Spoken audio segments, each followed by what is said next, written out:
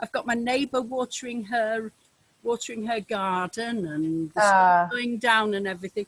But I just thought, because we'd be talking about where you live and where I live, because I want to know what took you to France. I thought we would sit outside. Is the sun going down there in France? The sun is going down here in France, but we are having a mistral, which is the most horrific wind in the world. So, you know, you can use it as a defense for murder in this country. That is weird, isn't it? Yeah, but I can understand. I mean, it makes you really want to kill someone. I went for a walk today, and I got about probably 20 meters from my house. I turned around and I'm like, I'm not doing this. We have a really freaky weather event that happens. We get the what we call the African storm, or the African wind, and it brings over a very sort of orangey brown terracotta cloud. The Scirocco, it's called. Oh, is it? Oh, let me write that down. Scirocco, yes. Scirocco. But I've heard of the Mistral, and they do have all sorts of local sayings here about the wind that drives you mad and things. So that must be the equivalent. It must be, yeah. Because we're probably not, you know, we're close enough to each other, because we get the Scirocco too. So it comes from there and then comes up here, I guess. Right. Are you in the south then of France? I am. Oh. Yeah, I'm in Provence. So now what I'm really fascinated to know is Cloutier your born name, or have you married into it? It's my born name, but many generations in America. Right. So many times removed. Oh, so are you American or Canadian? I'm American. Ah, because I do get the two mixed up terribly. No, it's fine. It's fine. So what brought you to France? I came here, the first time I came to France, I was married to an art teacher, and he got a gig at a very tiny art school for American students for 1 year. And I tagged along, naturally, and I fell in love with the village completely. Fell out of love with my husband completely. So I kept the village. He kept one his of name. those pivot points in life. Exactly. Yeah, exactly. Yeah. And I don't know, I just fell in love with this place, and I never forgot it. And it was, I think it was 13 years after I was working as an art dealer. I had gotten a job in the art business and was working at a pretty high level, selling art internationally, but mostly in the States. Yeah. And I had my midlife correction, and just thought I was supposed to be an artist, and I have I took this part-time job so that I could learn how to sell art. And then it turned out I was really good at it. And then everything blossomed, and, it was great. But it was also, I just realized I kept buying stuff. And I realized there was something empty inside of me. But a great training for you to be a working artist who makes a living, and to recognize the value of your Absolutely. Yeah. This is fairly fundamental. I'm a little bit awestruck that you said yes to this chat, because I didn't know you when I asked you. Something that you said on one of the Facebook groups just struck a chord with me, and I thought I must ask Crista if she'll chat to me. And you did. And so I'm a little bit awestruck, because you have a hell of a lot more knowledge of how to value your art than I've ever had. This feeling struck me only very recently, that most artists just don't value themselves, and they teach other people not to value them too. And you seem to have a uniquely excellent training in the value of the artist and their art, which is amazing. So there's so many different ways we could take that conversation. Yeah. So many of us don't value ourselves, period. And we teach other people how to value us. And as artists, we do it all the time. And we blame our art, and we blame the market, and we blame other people. But what you said is right. We don't value ourselves. And because of my training, I'm certified as a fine arts appraiser. So I've worked with the government, with insurance companies to value art. Plus, when I was an art dealer, I was working with pieces where I would choose the price for it. So I had to understand how that was done and when to raise the prices and all of that stuff. And what I've learned is that you have to really divorce your value from the value of your art, because the way I was trained and the way I teach is that the market values your art, not on the value of it, but what the market will bear and what the demand is for your work. And you can certainly help that through your marketing a lot. You can influence that a lot. But, you know, artists come to me with all kinds of strange mathematical equations about how they came up with a price for their art. And I don't have a problem with that, but it has to be based in your market. Yeah. Yeah. Well, actually, that's what my son Alan was telling me, because in my little book, the Your Creative Business book, I'm giving my sort of fairly fundamental way of valuing your art, which is the opposite. And it is basically about saying how much you need to earn. And my son corrected me on that in the way that you would, and said, well, no, you're thinking about it completely the wrong way. And he gave me a little chat on this group about how much he knows about that. But we're all at the beginning of this. In this group, we're all at the beginning of this stage. You know, we're really just beginning to think about, because a lot of us aren't fine artists, most of us are crafters. And for years, you will know this, polymer clay wasn't given a very high amount of respect, and a lot of us polymer clay artists as well. So it's taken us a good few years to start to realize that we need to tell the market that we are valuable, and you can only tell them by valuing it highly enough, I think. But I started off wanting to ask you about courage, but maybe we're going in a different direction here. Maybe we're going on the value direction, but maybe there's a crossover. What do you think, Crista?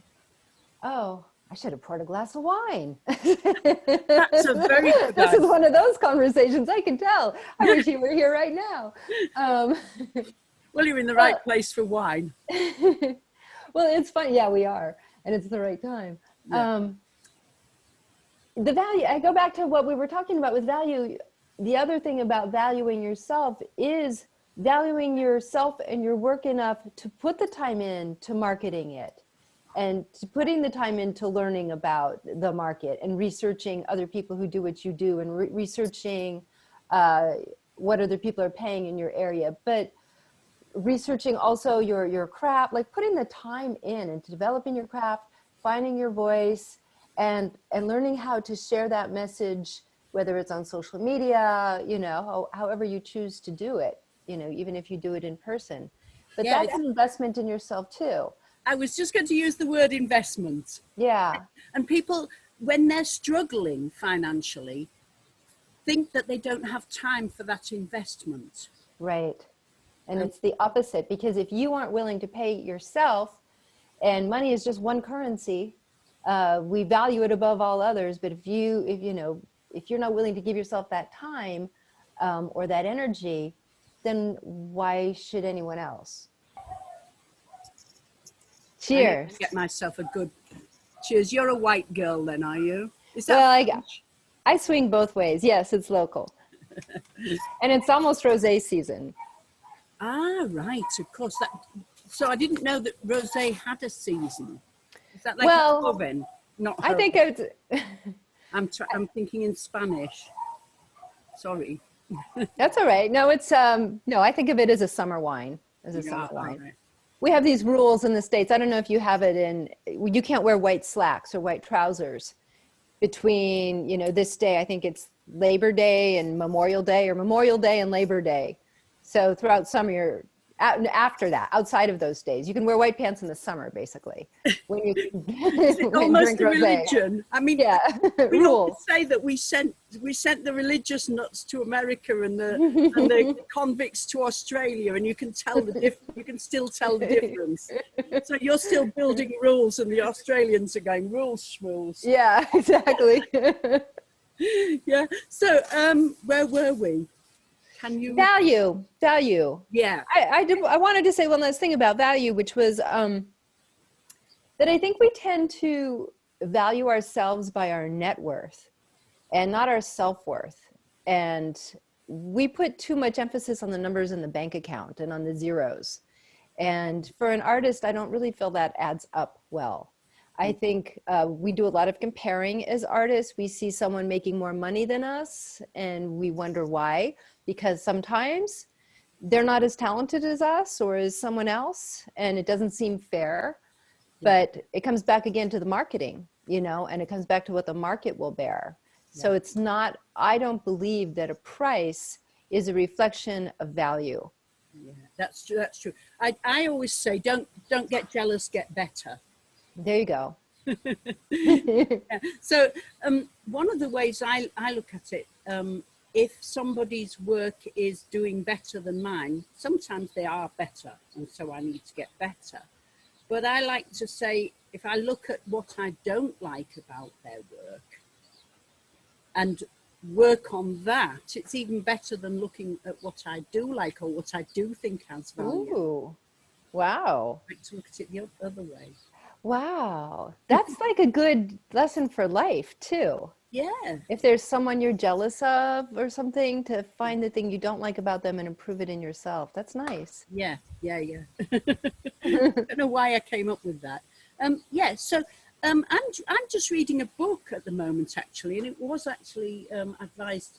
It was mentioned on some kind of a podcast thing by Joanna Penn, who writes books and writes about writing books, and it's called Tarzan Economics. And I don't know whether you've seen it, but it's a really good book about working today, about how things have changed. Particularly, he comes from the music industry, but he talks about pivot points in your life, and we were just talking about your pivot point. One of your pivot points being when you realized that you wanted to be an artist and not just sell art. I just think it's very interesting to discuss that in the days of the pandemic, because it seems that artists are suddenly starting to really get a feel for that value, and the bravery that you talk about is coming out, I think, because there's nothing to lose. Right. I think we've all been faced with what's been life's greatest joke all along. There's no such thing as security. And so many of us have held out for security. I just can't tell you how many stories I hear about people who have really given away their lives for this security, but have lost everything. And it happens all the time anyway. We always hear those stories, but the pandemic has really made people face what they're hanging on to and what they need to let go of as a collective and as individuals. Well, I'm losing you a little bit. What was the last? And so for artists, yeah. Are you? As a collective, we're learning this lesson, and as individuals, we're learning this lesson. Yeah. So most people in work all their lives towards retirement. And what do when they retire? They say, I want to be an artist. Yeah. And yeah. I afford to be an artist. Maybe we can afford to be artists if we don't do that all our lives. Well, I have been, and you have been since your successful career as an art dealer, an art buyer, an art. Oh, I haven't even had time to look at your immense CV. But what do you think that you could have started earlier, or do you think that you were put in a better position by having a good job first?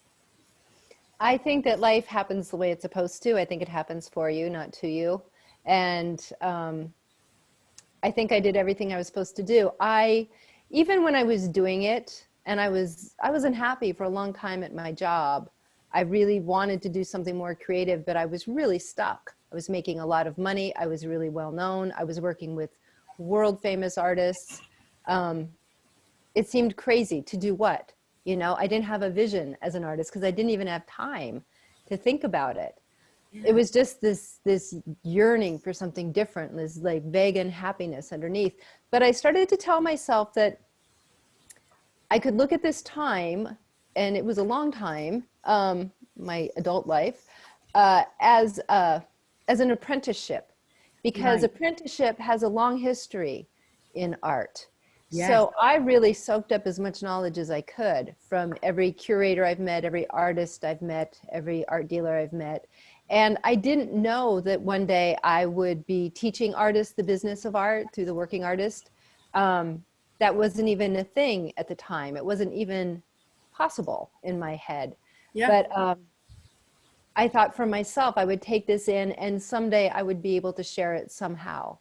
Yeah. And now I Have do. you written any books, Crista? I have. Oh, do tell us what. Um, As I've I say, written, I ought to know you better, but I'm just meeting you, so I'd love to know more about these. it's funny. I wrote a book on the world's, I wrote my master's thesis on something completely unrelated. I wrote my master's thesis on the world's first person to photograph ghosts in the 19th century. And that's like my secret side life. I'm secretly the world's expert on this one guy who was the first person to photograph a ghost. And I wrote a book about him, and I don't know, it's one of those stories, you know, it got bought for a movie, and then the guy who was going to make it died, and then, you know, 9/11 happened, and then, you know, it's like things kept happening. So it's just enough. I'm not going to do that. Yeah. And then I wrote a book when I was working as an art dealer. Well, this is a weird story. When I sold everything and moved to France, just like, I'm done. I'm going somewhere, because I couldn't stay in America and work as an artist, or I would be in competition with everyone I had been representing. And it felt, I had to change too many relationships. Yeah. No one could think of me that way. And I just needed to go somewhere where no one knew me. And I remembered this little village in France. So I just sold everything I owned and came here. And I spent like a year crying, basically, and thinking, I've just totally messed up my life. What am I going to do? And then I was in London for a weekend, and I met a guy in a pub, and I fell in love, and I ended up moving to England.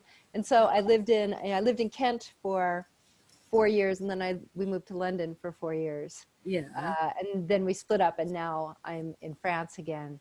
But when I moved to England, I was like, okay, now I need to do something. And what do I do? What do I do? What do I do? And I have a friend who's been a spiritual teacher for me since I was like 18 years old, and called him, you know, what am I going to do? I'm running out of money. I'm in a foreign country. I can't work here.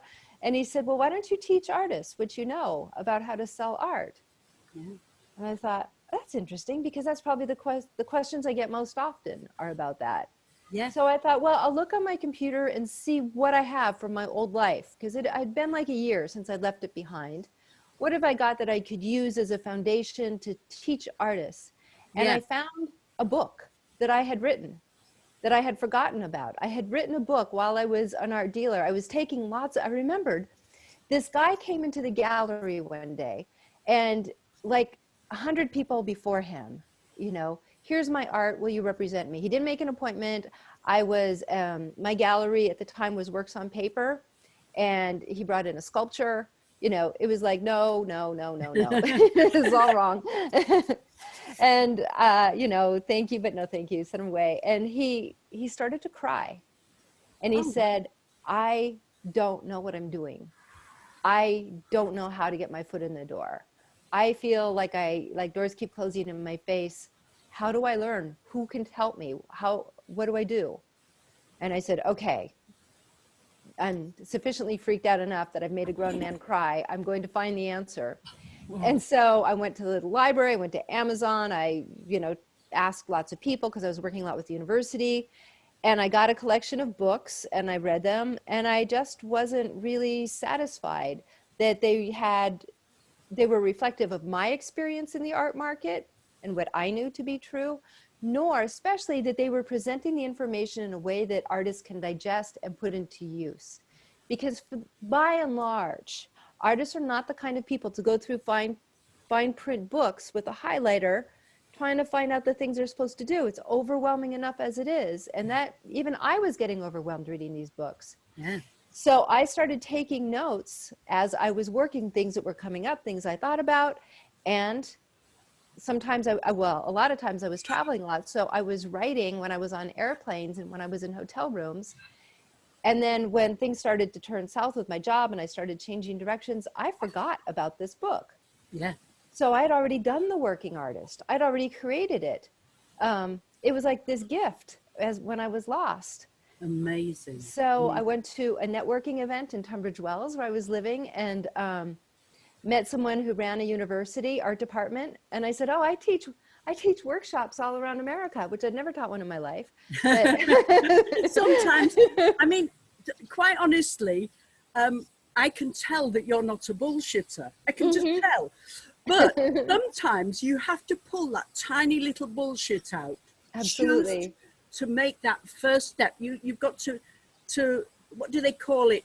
Where you do it before you fake it till you make it. Fake it till you make it. My friend said to me, he said, you're a liar, but you're not a thief.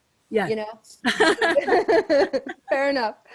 So yeah, I faked it and I got in and I taught a workshop and I absolutely loved it. And I taught all the art students at, I think it was Canterbury University. And they invited me back 2 weeks later because the professors wanted to take a workshop with me. And I thought, wow, I'm onto something. Yeah, and definitely. it grew from there. I traveled all over England and then I started traveling all around the world with the workshop. And then I decided to bring it online. And I had a crowdfunding campaign to raise the funds for that, which I know a lot of artists use crowdfunding. So that was I really want to good be for you me. when I grow up, Krista. No, I don't grow up. That's our I'm secret, only Angie. 64, plenty of time. But that's exactly the thing.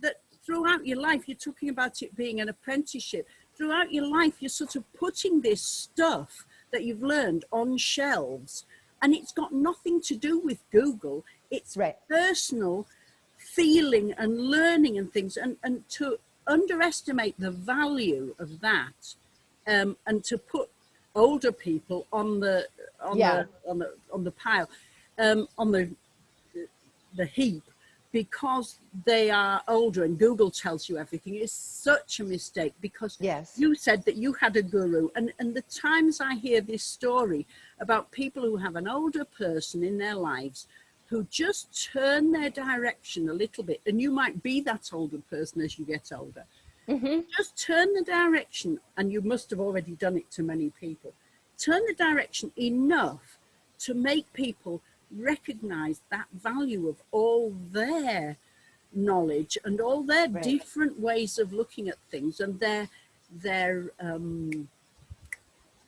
brain's not working. Value. Let's go back to value. Not just value, but people have a different way, a lateral thinking way of doing things, and an invention. Everybody has their own way of inventing things. And if you can find the value in each person, which is presumably what you're doing, Krista, that's an amazing talent to be able to facilitate people to find their strength, their knowledge, their way of picking out their art or their innovation. It's amazing. Yeah. Can I tell you about my second book? Third book? Please. Yes, so your first book's called The Working Artist. No, the first book was the one I wrote about the spirit photographer, and that ended up getting condensed and put into a catalog for the Metropolitan Museum of Art, which was great, and also the Museum of Contemporary Photography in Paris. So that was really cool. The second book turned out to be The Working Artist, but it was never published as a book. It became a class. I just turned it into the class. And then when I was living in London, a publisher came to me and said, we think you're ready to write a book. We want to publish your book. So I said, okay. And I came to France. to write this book, and, you know, did the whole Provençal, went to the cafe and wrote and all of that, really poured my heart into it, gave it back to the publishers. They opened champagne. They're like, this is amazing. We had a great time. We made all our plans. I went back to the States to see my folks, came back to London, and they were like, we're not going to publish this book. And I'm like, wait, what happened? And they said, well, it's just not right for us. And I tell this story because it's really important for all artists to hear. I heard rejection. I heard failure. I heard can't write. I heard washed up. I heard like this, all the things I heard. What was interesting is my agent said to me when we were talking with them, and he said, look, you have to give the advance back. I'm like, oh my God, but it's in my contract. And he said, and it's normal. If they decide not to publish, you have to give the advance back. And the publisher said, no, we want you to keep the advance, and we're going to give you more money because we love the book. It's just not right for us. Right. And it's the same thing about artists getting rejected by galleries or by contests or something. You just hear, I suck. Yeah. And you don't hear, it's not right for us, or it's not right for this. Do you know what I mean? I know exactly what you mean. I mean, yeah. even work that gets rejected for a year, it might not be its time. Yes, exactly. Yeah. Exactly. So I went to my dark space after this. I got really dark, and I took almost a year off. I decided I was going to quit. I quit writing. I almost quit the working artist. I've never had depression before, and I did. And then someone suggested that I read the book again. And, I was so afraid. And when I read it, Angie, I thought to myself, this is the best thing I've ever written. Yeah. But it wasn't a book. I realized it's a podcast, and it's a course. So I've recorded it, and I'm releasing it as a podcast. So it's just something different. And I didn't understand that's what the publisher was trying. You were ahead of your time. I was ahead of my time. And the publisher, when I go back and look at their website, they were more of an academic publisher. Yeah. And they expected something more academic. And I gave them something completely different. Yeah, yeah. So that's okay. So no published books as of yet, but I'm working on one now. So are you going to self-publish? This book, I don't think so.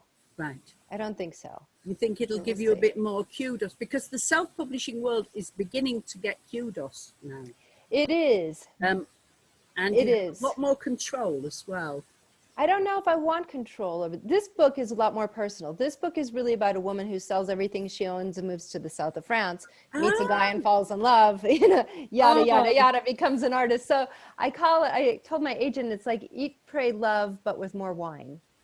It sounds, I mean, you've certainly got an exciting past to fill it with some high highs and some dark lows. Yeah. Dark lows. So there's plenty of texture in there, isn't there? There you go. Yeah. Yeah. Oh, I'm looking forward to reading that. Thank you. I've got a memoir, but I have got an idea for a novel, which is basically also a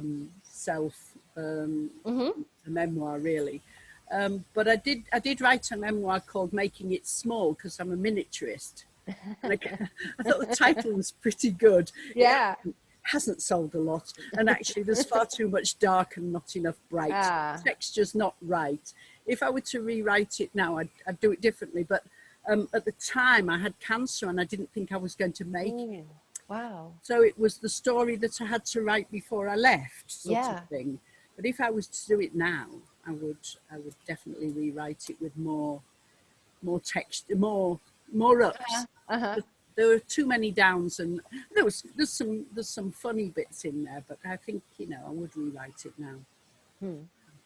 Maybe it's still worth reading. Maybe I'll reread it and ask. There you go. Maybe it's a podcast. Yeah, maybe it is. I haven't got into podcasting, but I think podcasting might be more comfortable to me than the chats, because obviously you've got to think about the light, and I know I haven't thought about the light. And actually, the sun is beautiful. I can, it's a beautiful sunset. You can tell. So yeah, it's really great. This is a beautiful place for a sunset. I would love to talk with you for hours, Crista. I'm very, very pleased to have met you.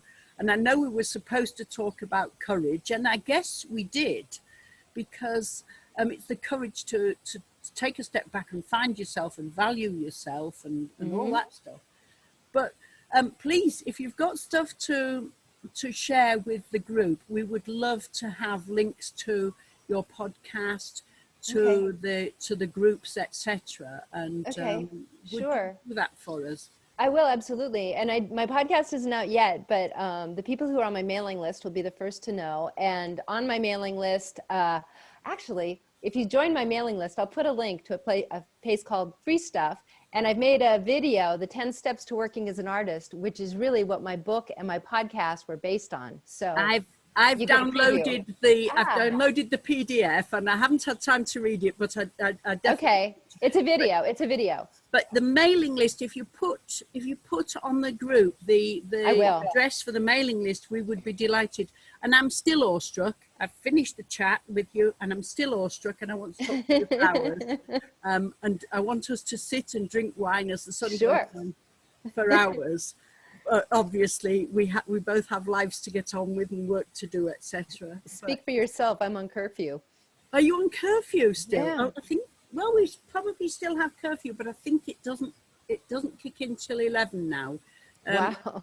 Andalusia is doing pretty well, and Huelva province, where I live, is really good. Have you had any offer of a vaccination yet? No, not yet. Oh, will you take it when you're offered it?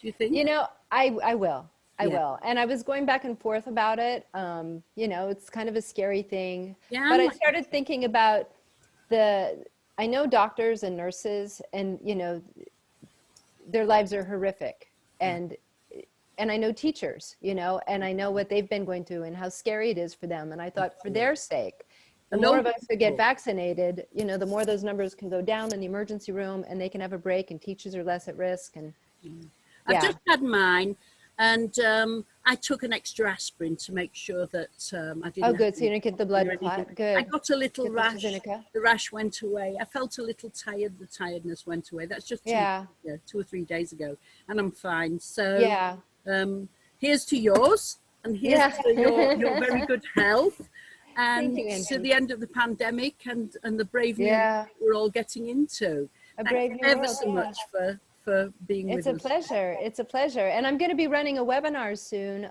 3 ways to get your art back on the walls. Oh, excellent. Looking forward to how artists can get past this pandemic and get their art back on the walls.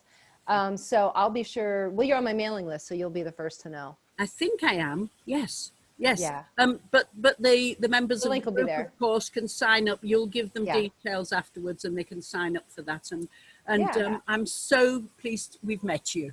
So me too. Thank you so much. You're welcome. Thank you. But I'm going to say bye-bye now. Okay. Bye-bye. Bye-bye.